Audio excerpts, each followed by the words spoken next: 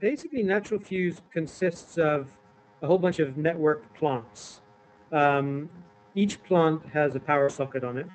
And the idea basically is that you can get a certain amount of electricity out of this power socket, which is proportional to the capacity for that plant to sink the carbon that is generated in the production of that electricity that you're using.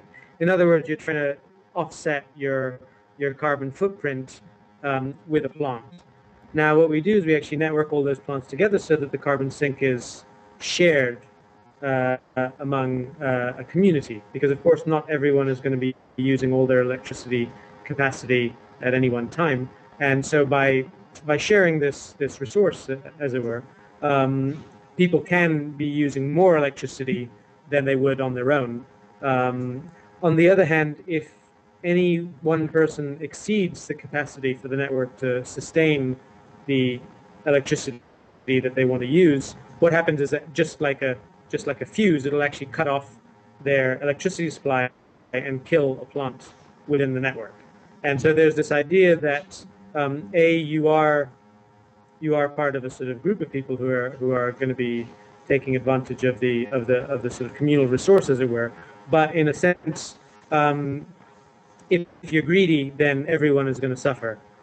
So if everyone is able to cooperate, of course, the plants continue to grow, the carbon sinking carries on, but greediness is not rewarded, and in fact, it penalizes everyone.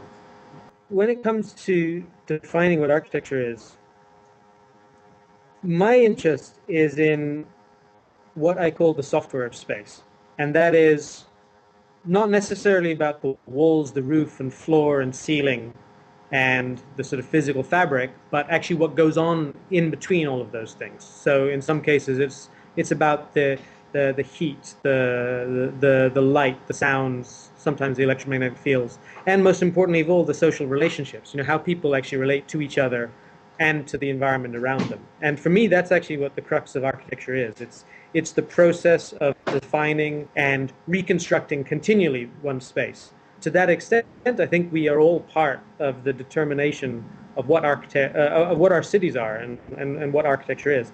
You know, one of the things we discovered is that if you use a 50-watt light bulb, then you need 420 lilies, water lilies. These are sort of house plants, 420 to offset that the carbon dioxide generated in the production of that electricity. So that's a huge amount of greenery that we need to be maintaining and actually growing simply to offset one single light bulb. So when you think about that and you sort of put it in the context of the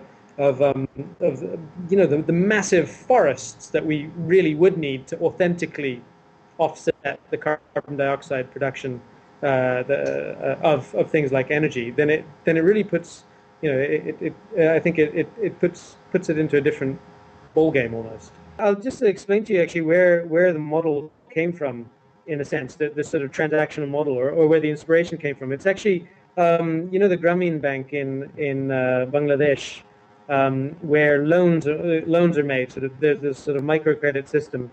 And what's kind of interesting is that when an individual defaults, actually the whole group of people are actually responsible for that individual's loans.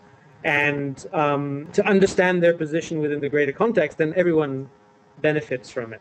And so I guess that's for me really where it relates to the production of our cities. The larger our cities grow, the more important it is going to be for us to understand, A, that we are all part of the production of the city, but B, that pretty much every single thing we do, whether it's you know, whether it's on a sort of local or wider level, has an effect on our neighbors.